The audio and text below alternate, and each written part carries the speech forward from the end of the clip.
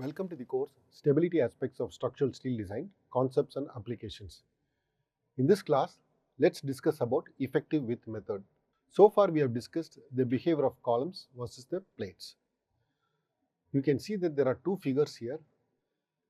One is corresponding to column, the next one is corresponding to the behavior of plate. Both of them are non-dimensionalized. You can see the y-axis non-dimensionalized with respect to P by PCR, where P is the applied load and PCR is the elastic critical buckling load. And you can also see that there is a fundamental path up to P by PCR equal to 1.0, and after that there is a secondary path. The difference between the column and the plate is that the column does not take any load after it reaches P by PCR, and the secondary path is basically horizontal. It does not take any increase in load. Whereas in a plate, when P reaches P critical, which means that P by P critical equal to 1.0, there is additional load that is carried by the plate, which is the secondary path, where the secondary path is actually shown in a nonlinear fashion. The other plots that are shown in both the plots are the actual paths corresponding to initial level of imperfection, which is basically the dotted lines. Depending upon the amount of imperfections, the value will change, and the value does not coincide with the origin. So the W0 is the effect of initial imperfection or the magnitude of initial imperfections. So at the critical buckling load, the fundamental path for both columns and plates bifurcates into secondary path as shown in the figure. However, for plates, the secondary path shows that the plates can carry loads higher than the elastic critical load. Further, the secondary path of plates is stable. It means that when it takes the load or when it crosses the elastic buckling load, it does not mean that it becomes unstable. It is stable, and that is represented by the secondary path for plates. Therefore, the elastic buckling load of a plate need not be considered as a collapse load. So on the right hand side, you see a line diagram where there are 3 points that are marked. The first point is sigma critical, the second point is sigma y, the third point is sigma u. Of the 3 points, the point 2, which is sigma y, and the point 3, which is sigma u, are material properties representing the yield stress as well as the ultimate stress. The point 1, which is sigma critical, is a geometric property. It is known as critical buckling stress, and it is a function of the slenderness of the plate. So when you apply the load until it reaches sigma critical, we call it as elastic buckling. Once it reaches sigma critical, the plates continue to take load until it reaches sigma y, which is called post buckling. Post buckling does not mean that the plate experiences yielding. It is still within the yield, but it has exceeded sigma critical or elastic buckling.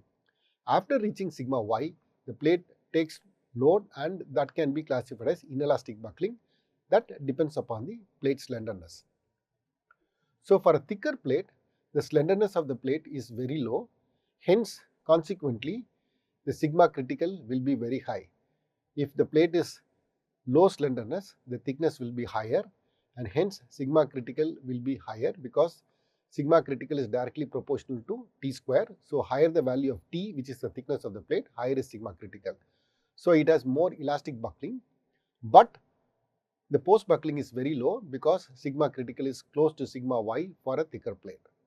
Now when you compare it with a thin plate, you can see that the sigma critical is very low, because in a thin plate the T is very low, and hence the elastic buckling will be very low. But after reaching sigma critical, the plate continues to take load until it reaches sigma y, and then there is a lot of post buckling reserve capacity that is here with the thin plate, and that can be achieved when properly designed.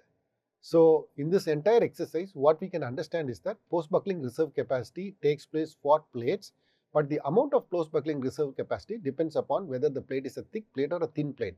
When it is a thick plate, the amount of post buckling capacity is low, whereas for a thin plate, the amount of post buckling reserve capacity is very high.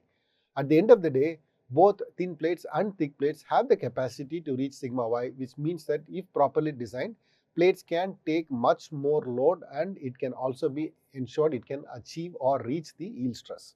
Now let us look at the concept of effective width method. What you see here is a non-uniform stress distribution due to post-critical buckling of thin plates.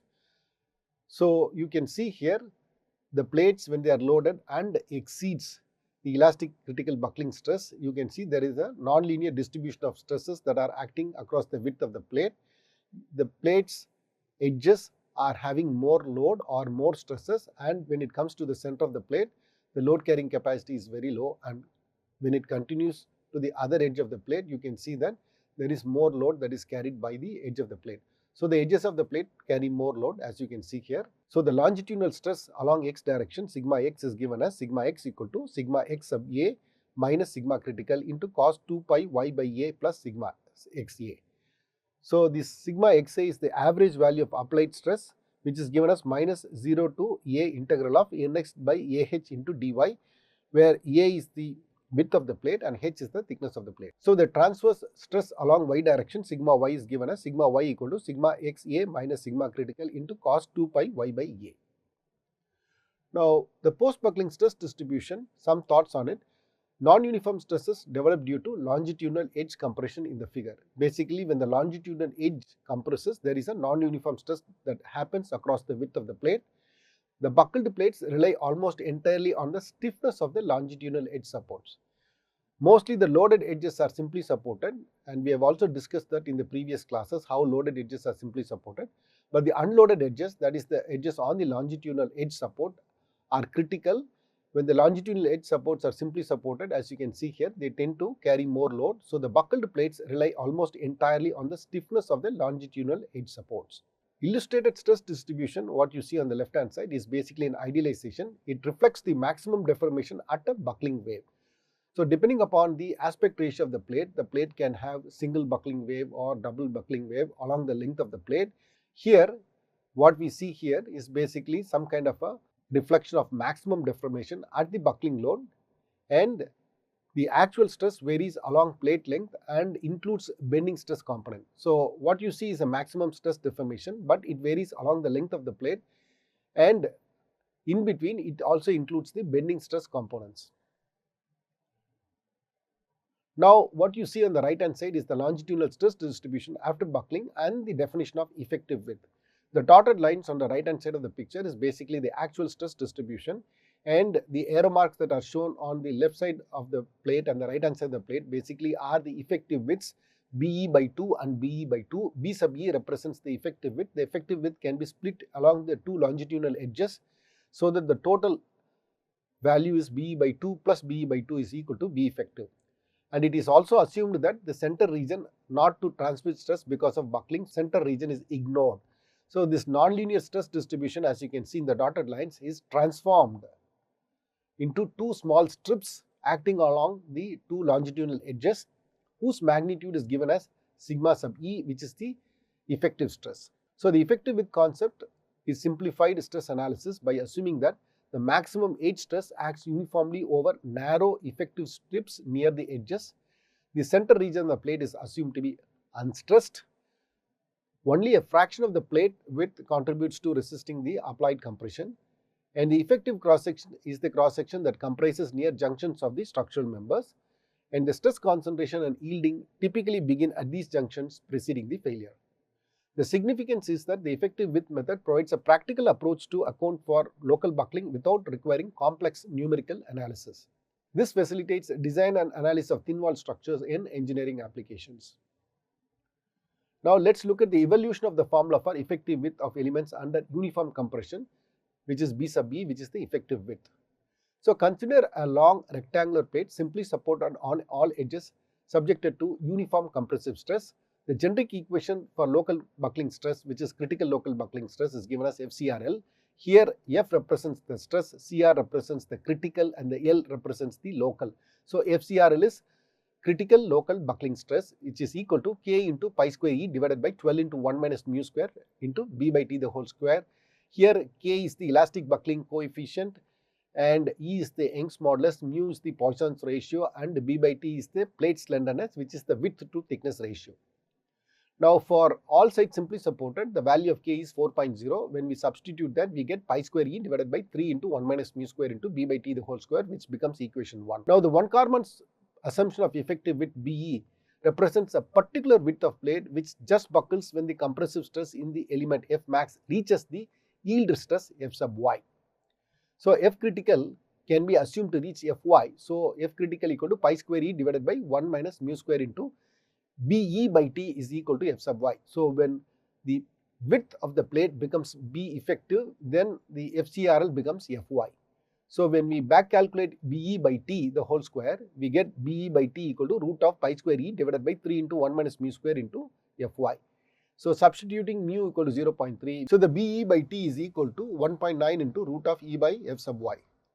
Now we can take this 1.9 and we can generalize it as C in terms of pi by root of 3 into 1 minus mu square, which is equal to 1.9. So rather than saying 1.9, we say it as C. So Be equal to C into T into root of E by F sub y, which becomes equation 2. Now this was proposed by von Karman for design of stiffened elements in aerospace engineering structures. Now let's look at the relationship between flat width B and effective width B sub E. So from equation 1, we have FCRL equal to pi square E divided by 3 into 1 minus mu square into B by T the whole square. So B by T the whole square equal to pi square E divided by 3 into 1 minus mu square into FCRL, and B by T equal to root of pi square E divided by 3 into 1 minus mu square into FCRL, and when we substitute mu equal to 0.3, we get 1.9 into root of E by FCRL. So B equal to 1.9 into T into root of E by FCRL, which becomes equation 3. Now dividing equation 2 with equation 3, we have B equal to Ct into root of E by FCRL, which becomes equation 4. Now we have Be by T is equal to Ct into root of E by F sub y divided by Ct into root of E by FCRL, which gives rise to the equation B by B equal to root of FCRL by Fy, which becomes equation 5. Now, can this equation be applicable for thin plates is the question that we need to answer. The basic assumption of von Karman does not hold good for thin steel sections, especially slender sections, due to their inability to reach yield stress, which is F sub y. So the slender sections always buckles by critical buckling stress. It does not reach the yield stress. So equation 2 proposed by von Karman cannot be directly adopted into design of slender steel sections. However, based on extensive investigation of these sections by Professor George Winter from Cornell University, have indicated that the form of equation 2 holds good for a maximum compressive stress F max, which is well below the yield stress F sub y. So for plates by von Karman, Be, the effective width, equal to Ct into root of E by F sub y, where C equal to 1.9, whereas Be equal to Ct into root of E by F max, where C is not equal to 1.9 and Fy is represented by or replaced by F max, and this is the equation provided by Professor George Winter for cold form steel, light gauge steel sections. So the relationship between flat width B and effective width B sub E provided by George Winter is given here. Now the investigations conducted by Winter and his team indicated that the C primarily depends on a non-dimensionalist parameter T by B into root of E by F max. So based on the extensive test results, you can see on the right hand side a plot is generated.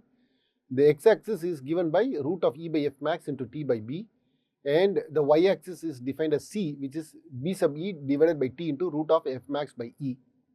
So based on this one, you can see the x marks and the dots, the failure test and the test in the elastic range. They have come up with an equation based on curve fitting, where C is defined as 1.9 into 1 minus 0.475 T by B into root of E by F max. Now substituting the value of C in equation 6, we have Be equal to Ct into root of E by F max is equal to 1.9 into 1 minus 0.475 into T by B into root of E by F max into T into root of E by F max, which now becomes equation 7. But we also know from equation 3 that B equal to 1.9 T into root of E by FCRL. So root of FCRL into B by T is equal to 1.9 into root E, which becomes equation 8.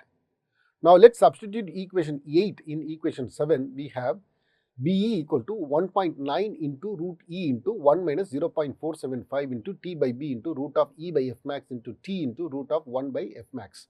So what we are doing here is that on the right hand side of equation 7, we have root of E by F max. We are taking the root E and bringing it up front, and hence when we do so, we can manipulate it by substituting 1.9 into root E in the form of root of FCRL into B by T.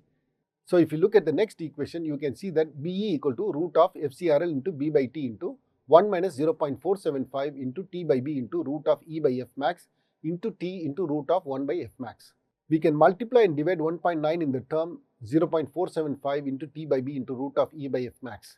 When we do so, we have be equal to root of FCRL into b by t into 1 minus 0.475 divided by 1.9 into 1.9 into t by b into root of e by f max into t into root of 1 by f max. Again, here we also have an opportunity to replace 1.9 into root of e with root of FCRL into b by t. So you can manipulate it in such a way that you have 1.9 into root of e in between the two parentheses, and hence we have got this value of 1.9 into root of e. And we have also divided 0.475 divided by 1.9, which gives rise to the value 0.25. So now we substitute 1.9 into root of e by root of FCRL into b by t from equation 8. When we do so, we get the following equation as you can see here. Here the b by t and t by b inside the parenthesis can be cancelled, as well as the t term on the outside 1 by t, and then there is a t on the right hand side of the equation can also be cancelled. So now we get a much simplified equation, which is be by b equal to 1 minus 0.25 into root of FCRL by f max into root of FCRL by f max. Now this was adopted by AISI from 1946 to 1968. And the most important thing that we need to take into consideration is that the 1-Karman formulation do not account for imperfections. So the equation 5 proposed by 1-Karman, be by b equal to root of FCRL by fy, does not account for imperfections. However, Winter took this equation but introduced the imperfection term. So the basic form of equation proposed by 1-Karman and Professor Winter are similar. So till 1968, we had be equal to 1.9 into 1 minus 0.475 into t by b into root of e by f max into t into root of e by f max. However, in 1968, the original equation of be is slightly modified as follows to best fit the experimental test data. So the existing test data was augmented. The term inside the bracket from 0.475 now changes to 0.415, which becomes equation 9. This equation 9 can be used to evaluate the effective width of the web, as you can see here. So the web is simply supported on all 4 sides, so it can be taken as BE web divided by 2 at the top and BE web divided by 2 at the bottom. However, this equation cannot be used for BE flange simply because the assumptions that were used in the development of the above equation was based on a value of k equal to 4.0, whereas for a flange, the support condition is such that all the 3 sides are simply supported and the 4th side is basically free. So this equation cannot be directly applied. So the shortcoming of the above equation is that C is based on curve fitting of test results of a plate with all sides simply supported, where k equal to 4.0. Equation does not include plate buckling coefficient k, so it does not become a generic equation. Now the generic equation for effective width B sub E in the Canadian standard is given as applicable for different edge restraints rather than k equal to 4.0. So the B sub E is given as 0.95 into t into root of k into E divided by f max into 1 minus 0.208 t by b into root of k into E divided by f max. The point to remember here is that when the slenderness of the plate is very small, that is B by t is close to 1, there is no reduction in the load carrying capacity. The stress distribution is uniform over the width B. Now let's look at the equation B sub E, which is given as B sub E equal to 1.9 into 1 minus 0.415 into t by b into root of E by f max into t into root of E by f max. This is the modified equation based on the extensive imperfection test results, where the equation term 0.475 has been changed to 0.415. Again, we can use the same manipulation techniques that we used in the previous slides to derive a new equation for B sub E. Here we can modify the equation as shown above. Now we can substitute root of FCRL into B by t equal to 1.9 into root of E. So instead of 1.9 into root of E, we substitute root of FCRL into B by t in the above equation. So we get BE equal to root of FCRL into B by t into 1 minus 0.415 into t by b into root of E by f max into t into root of 1 by f max. Now again we can multiply and divide the term 0.415 into t by b into root of E by f max with 1.9 and divide by 1.9. So we get the above values.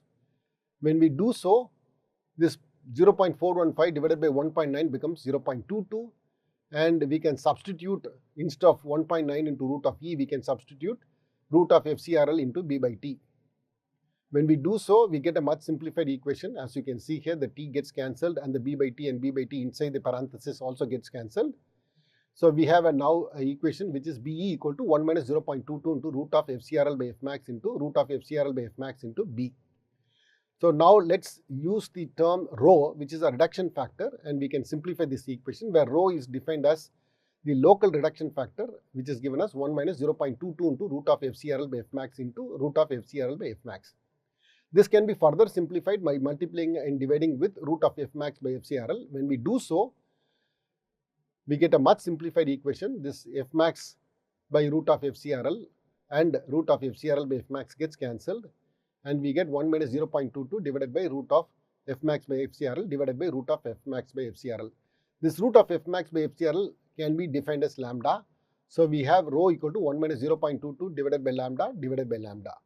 Lambda is defined as root of F max by FCRL, which is the slenderness factor of the plate, and it has to be something that is less than or equal to 1.0. Now it is impractical to have an effective width greater than the flat width of the element, that is BE greater than B. Hence, the reduction factor cannot be more than 1.0. Now, rho is 1 minus 0.22 by lambda divided by lambda, which should be less than or equal to 1.0. So, equating rho equal to 1, we get lambda square minus lambda plus 0.22 equal to 0. So, this becomes a quadratic equation whose values are given as 0.327 and 0.673. So, now when we plot rho in the y-axis and lambda in the x-axis, we get a nonlinear curve, as you can see here. Now the value of 0.327 is located here, and we can also have another value 0.673. The point is which value is appropriate and which value should be used in the design. Here you can see on the appendix 1 of AISI S100, they have used the value of lambda equal to 0.673, as you can see on the right hand side. How did they come to this conclusion? Basically, you can see that when lambda is between 0.327 and 0.673, the rho value exceeds 1, which is not appropriate because rho should always be equal to or less than 1. Hence, the value of 0.327 is discarded, and the value of 0.673 is the cutoff point that is taken into consideration in the development of these equations. So 0.673 is the right value. So when we do so, we get a curve like this one. So we have a flat portion. That means that when the slenderness is up to 0.673, the failure is by yielding. Beyond 0.673, the failure is due to elastic buckling, and whose curve is given as shown in the right hand side. Now the relationship between lambda k and b by t, how do we find that? It would be tedious to find FCRL every time to find lambda, which is equal to root of F max by FCRL. So substituting FCRL, which is the critical local buckling stress, is equal to k into pi square e divided by 12 into 1 minus mu square into b by t the whole square in lambda. The equation given as root of F max by FCRL, we have lambda equal to F max divided by k pi square e divided by 12 into 1 minus mu square into b by t the whole square. On further simplification and by substituting the value of mu equal to 0.3, we get a lambda equal to 1.0518 divided by root k into b by t into root of F max by e. That becomes the value of lambda, which can be easily used to determine the factor. Which equation should be used? Should I use the equation greater than 0.673 or should I use the equation less than 0.673? Here k is the elastic plate buckling coefficient of the element, and it is a function of the aspect ratio of the plate as well as the loading condition as well as the boundary condition, which we have seen previously. Here we assume that it is a long plate, which means that the aspect ratio of the plate is almost greater than or always greater than 4.0, as you can see on the table with the last line indicating A by B greater than 4.0. That is the condition that is shown here. The loading condition here, it is assumed to be uniaxial compression, and the edge conditions are both the loaded edges are simply supported, but the unloaded edges, if it is simply supported on both sides, the value of elastic buckling coefficient is 4.0. If one edge is fixed and another edge is simply supported, it becomes 5.42. If both of them are fixed, here we are talking about the edge conditions in the unloaded edges. When both are fixed, it becomes 6.97, and one is simply supported and one is free, it becomes 0.425, and one is fixed and one is free, it becomes 1.28. Now here T is the base metal thickness of the element, and F max is the maximum compressive stress in the plate, and E is the modulus of elasticity of the steel. Now let us solve a problem to find the ultimate load of a thin plate by considering the post-buckling strength of elements in the cross section. So here we can see that it is a C channel, which is an unstiffened C channel, as you can see here. The depth of the C channel is 150 mm. The width of the C channel. Basically, the width of the flange is 60 mm, the thickness is 2 mm. A column is proposed with unlipped channel section formed from thin plate as shown in the figure here. The inside radius is 2 mm and the outside radius is 4 mm. Now let us determine the local buckling capacity of unlipped CFS channel section.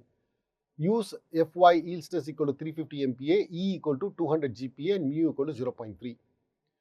Now the solution is the local buckling capacity is a function of the effective area of the cross section A sub E into the maximum compressive stress F max. So assuming that Fn equal to 80% of the yield, we have 0.8 into 350 MPa, which becomes 280 MPa, which is the maximum compressive stress. Now we have this cross section here, and the web can be divided into two pieces, one at the top and one at the bottom, which is the effective web. And then the length of or the width of the flange can be shortened, as you can see here, which is the B effective flange at the top as well as the bottom. Now AE equal to sigma BE web plus BE flange into thickness. Now what is BE web? Which is rho into BE web. So when we have rho equal to 1.0, if lambda is less than 0.673, rho becomes 1.0, and if lambda is greater than 0.673, rho becomes 1 minus 0.22 divided by lambda, the whole divided by lambda. Lambda is given as 1.052 into root of K web into B web by T into root of F max by E. Similarly, we have for B flange equal to rho E into B flange, and rho becomes 1.0 if lambda is less than or equal to 0.673, and if lambda greater than 0.673, it becomes 1 minus 0.22 divided by lambda, the whole divided by lambda. And lambda again is given as 1.052. Here, instead of the elastic buckling coefficient of the web, we have to input the elastic buckling coefficient of the flange, which is K flange, into B flange by T into root of F max by E. One thing we need to take into consideration is the corners are fully effective. Whatever we are finding out is only for the flat regions. So now the flat element B can be written as 60 minus 4, which is equal to 56. How did we get 60 minus 4? As you can see on the right hand side, the outer radius is 4 mm, the inner radius is 2 mm. So when we take the flat width, we have to deduct 60 minus 4, which is the outer one, which is 56. And for the web, we have two corners, so 150 minus 2 into 4, it becomes 142. Now the slenderness factor lambda for flange is 0.425 because all three sides are simply supported. The fourth side is basically free, so K becomes 0.425. Flat width of the flange is 56, the thickness is 2, and when we do all the numbers, we get lambda equal to 1.69. For the web, the K is 4.0 because all four sides of the plate are simply supported for the web, so it becomes 4.0. So when we run the numbers, we get 1.39. Here the depth of the web is taken as 142 because when you take out the corners, 150 becomes 142.